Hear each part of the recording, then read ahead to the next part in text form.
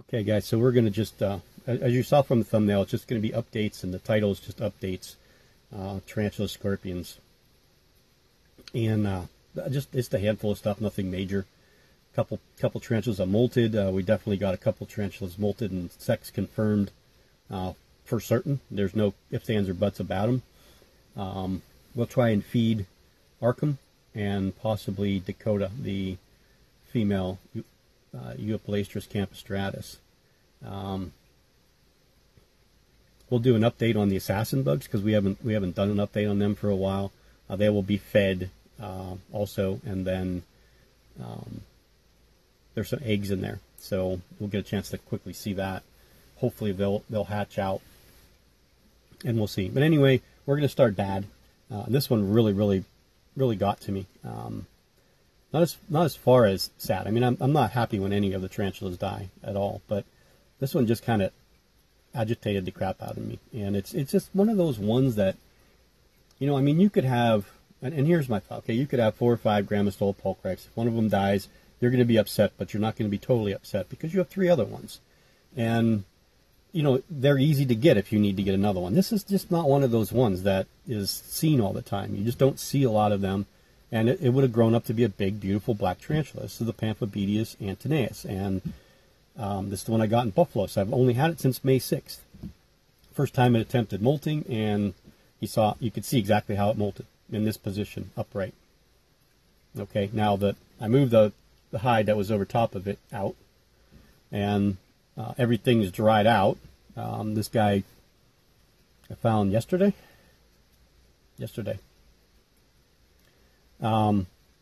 Water dish was buried. It's not a matter of hydration. It's a matter of molting in this upright position. And what happened is everything's out basically, except for the chelicerae and fangs. He just couldn't pull them out.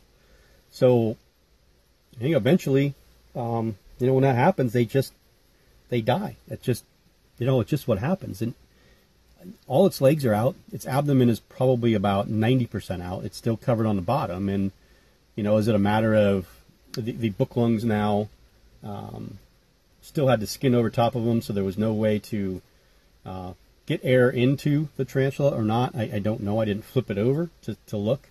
I don't want to flip it over and look because I'm afraid that I flip it over and I'm going to see that it's female, and then I'll be even more agitated.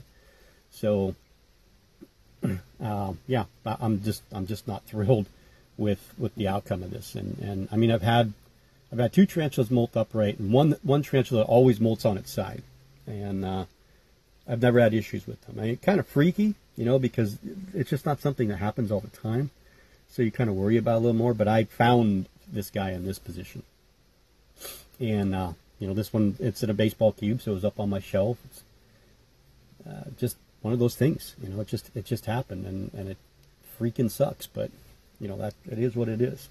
So let's go ahead and we're going to update some other stuff, just a little bit here and there, and then we'll try and feed a couple at the end and see what happens. Okay, so I'm actually really enjoying now working with the lighting. You can see the last video that we did, or the last clip that you guys saw, was done with my normal LED light that I always use, the one that's just here on my dresser that slides back and forth. With the Balfouris, I use both this one and the new one that my brother got me. Now we're looking at this, we're using the ring light because it gives you a better front view without, you know, the side view. You'll see what happens when we turn this light on. It's not that much worse, but you get much more detail this way, okay? So lighting is actually pretty important doing videos. But anyway, this is the Opisthothalamus walbergi, the tribe-colored burrowing scorpion. What's odd about this one is I've been actually interested watching this guy. Not the scorpion itself, because it does all its work overnight, but it's like each day something different's happened, and it's pretty cool. Now, if you remember correctly, this is the front of the enclosure, and it had built that burrow down here, and it was sitting here all the time. You know, we put the cricket in, the cricket come down, and it would actually feed. So the first time we ever saw it was here. Now, you could see the piece of bark right here that's sitting in that position. I didn't put it in that position. It was laying down flat. So the scorpion moved that upright like that, and then went back into the beginner burrow that I'd made for it, the starter burrow. I don't want to say the beginner burrow, the starter burrow that I made for it before. So now it's dug from up here down here, and this is all hollowed out, and over this way. And the scorpion's actually right there. So it's kind of interesting watching what it's done. And you know, this goes in hand with the excavator clay and the sand, you know, the mixture that was recommended to me by Scorpion Addiction. Yeah, I think Scorpion Addiction is her channel. This is what she recommended. And so I spray the sides of the enclosure once every 10 days or so, just to give it some water. You know, and of course, over time, this excavator clay, you know, once it gets damp, it hardens up. So it's easy for this guy to build tunnels without really the worry of them collapsing on him. Now it hasn't really gone too far. Now you can see the scorpion moving inside there now. Hasn't gone too far over here in the corner, but it has made some interesting. There's the scorpion there. You can see the claw now, right there. So it's kind of interesting what it's done. It's almost like an ant. You know, when ants, you put an ant in or you know, an ant farm or whatever you call it, you know, the plastic, you throw some ants. I had one when I was a little kid, and then you just watch them tunnel and all that stuff.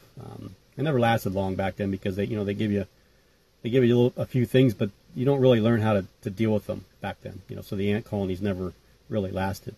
I'd love to try one again, you know, in something like this, where it's, you know, let them do their thing, you know, in the dirt, let them do this, and then you just drop in whatever, you know, whatever they'll eat.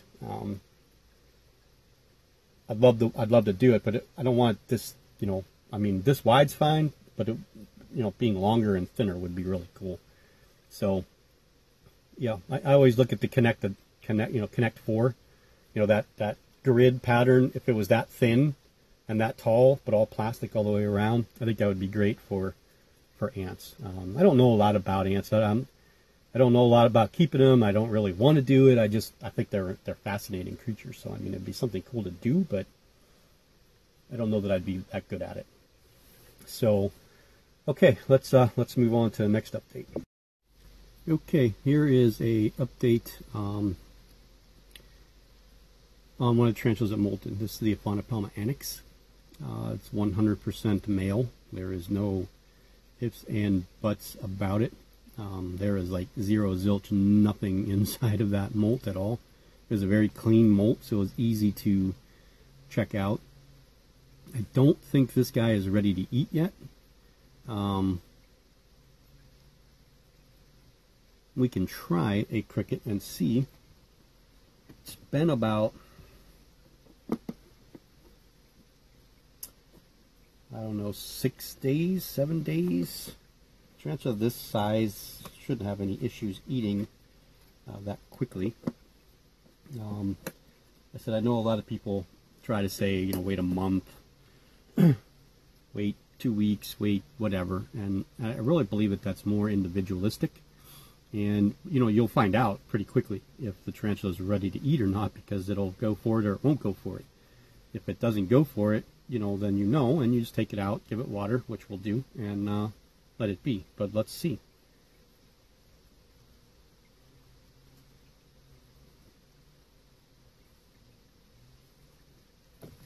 There you go. They won't eat if they're not ready. Let's put it that way.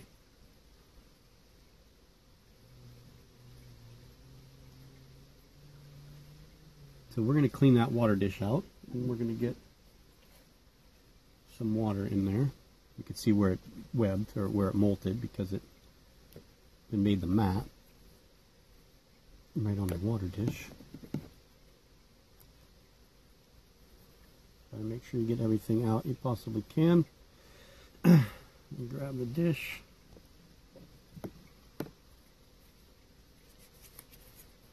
Give it a little quick scrub down, and then put it back in there with some water for it.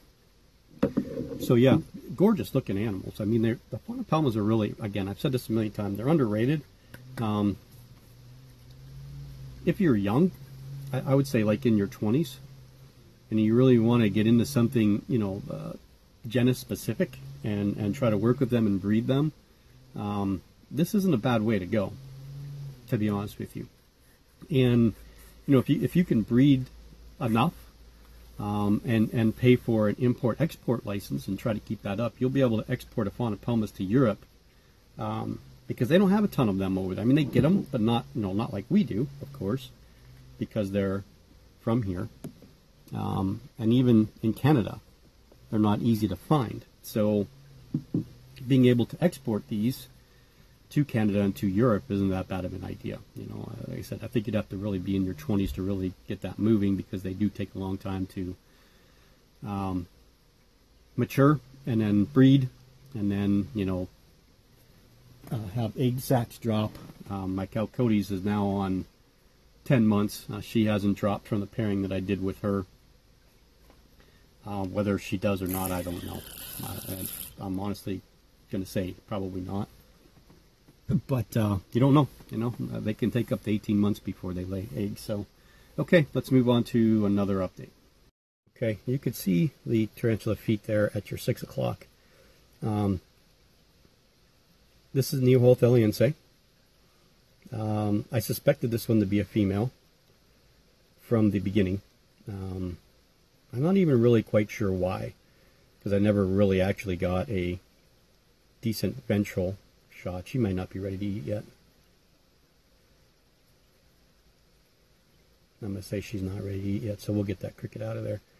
But it's a female, confirmed female. She's probably able to breed. Her spermathecae was sclerotized, but the uterus externus wasn't completely, so I mean she could probably stand to have another molt before she does. Yeah, there's 2 crickets in there because I thought maybe she would be ready to eat. She did molt about the same day that the annex did, so she's just probably not ready. So we'll get those out of there, and we will feed them to somebody else, probably the assassin bugs. We'll get those guys up and going next. We're going to try and film these guys, and then maybe we'll put the ring light on. I don't know. Let's see what it looks like. There's 2 of the 6. There's 1, 2, 3, 4. Uh-oh. That's not good. This guy looks like he died. Juvenile. Where did it fall to? Oh, right here. Yeah, one of the juveniles. Damn it. Passed away. The other one's on the back side. So there's only 5 left. Now there are some eggs in here that I saw a couple weeks ago, but I don't see any babies yet. So we're going to throw these crickets in for them and see. Now did you get that one on film? Quick takedown. There's a couple of them that haven't been feeding well. A couple of the adults. And it's hard to really tell. There's another one here in the corner that nabbed one.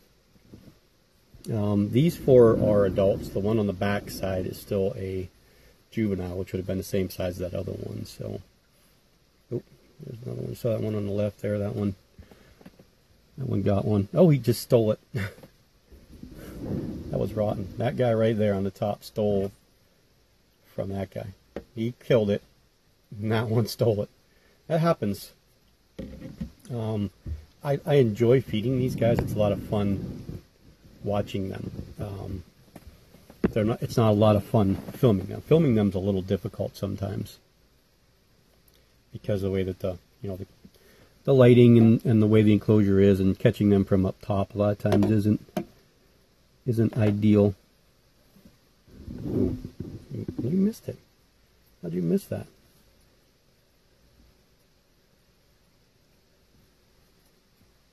Maybe that one underneath will catch it. And this one over here, we'll get this cricket over here out of here. Oh.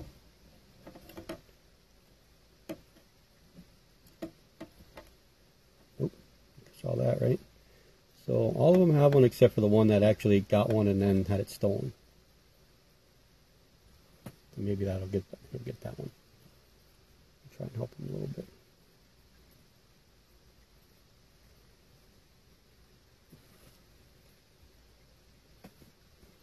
Tong fed these a couple times.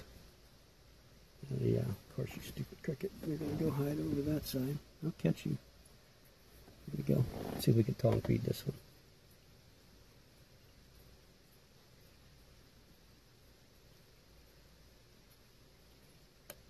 Well, you whining because the other guy stole yours? Is that what you're doing?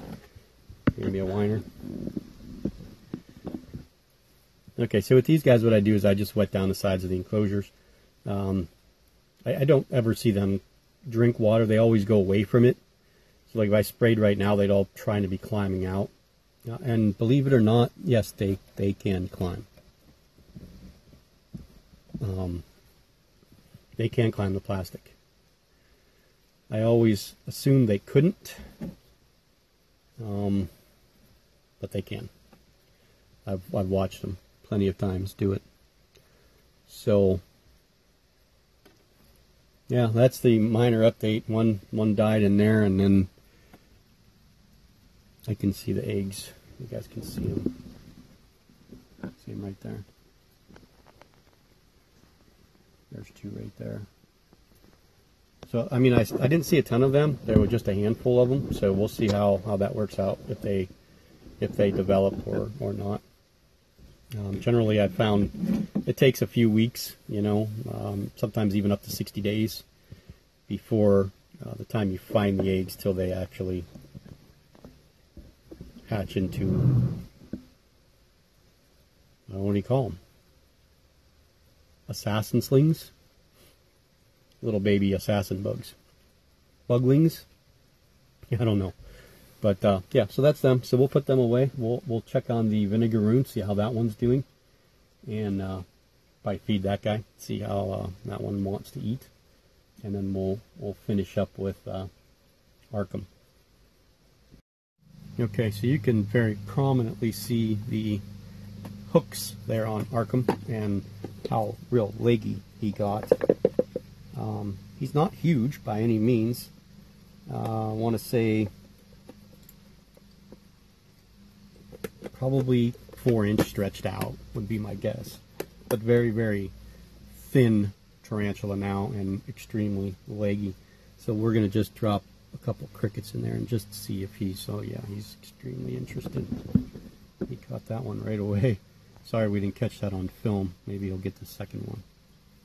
The second one is right there. I don't want to stick my fingers in there and move it because he aggressively went for that first one, so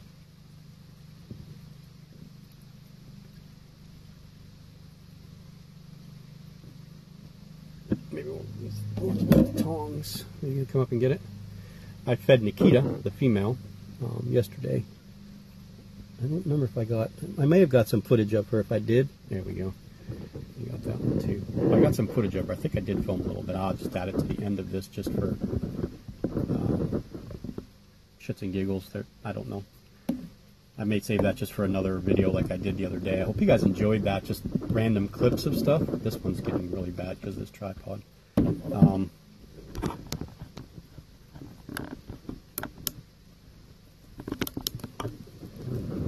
Really struggling having a fight. The random clips of stuff. I thought that was kind of an interesting thing to do. I just, it's just stuff I've been filming over the last few weeks. And, I can continue to compile clips like that and then cut them down and then put them into videos. The problem is that, still trying to learn music, and, I just kind of generally use what YouTube gives me. But I know that I do have a way to get royalty-free music. It's just a matter of, downloading it to my phone and then all the links and everything to it, and then using it, and then keeping a file, I think, of the links so I know what song is what if I want to use them again, because you do need to link it in the description. But I'm really, really thrilled that he's eating right now, to be honest with you. This is really, really good, because I wouldn't have hesitated at all now to send him out in the mail tomorrow. I just have to get a hold of Alexandra now and find out if that's something that she wants to do. And then I have to get a hold of my brother because he's ordering a confirmed female from them. We'll do that in a video when it comes in. I'm not going to tell you guys what it is. Something that I don't own, let's put it that way. So yeah, so that's really it for this. Hope you guys enjoyed this update. I know it's a little bit longer as usual than I really want them to be, but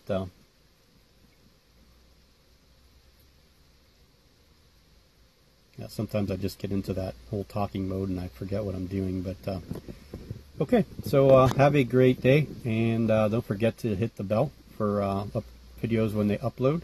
You'll get a good reminder if it's working.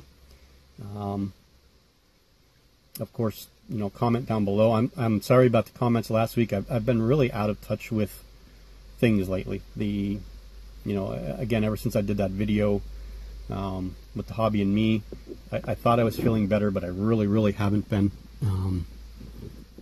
And it's not even a matter of, you know, the whole what people are saying about me. It's just I just feel overwhelmed, and I need to resign from some groups, which I already did one. I feel bad because, you know, I don't know, you know, one group is just hard because there's so many members and there's so many admins, and so many of the admins are so busy all the time. It just seems like there's only one or two of us doing things there. No fault to them, you know, I'm not blaming anybody, but it's just getting overwhelming. And then trying to do the stuff with the tarantula community, and, you know, being a founding member of that group is very important to me. And the success of that group is very important to me, more so than joining a group that already had, you know, 20,000 people in it. So I'm going to back away from some groups. I've actually unsubbed, or, you know, got rid of my membership of a few groups, just because there's so much negative crap going on in the hobby anymore, and I'm just sick of reading it. I really am. I'm just tired of reading it. So it's not fun anymore. It used to be fun reading that stuff. It's not fun to me anymore. So, okay, yeah, so happy keeping.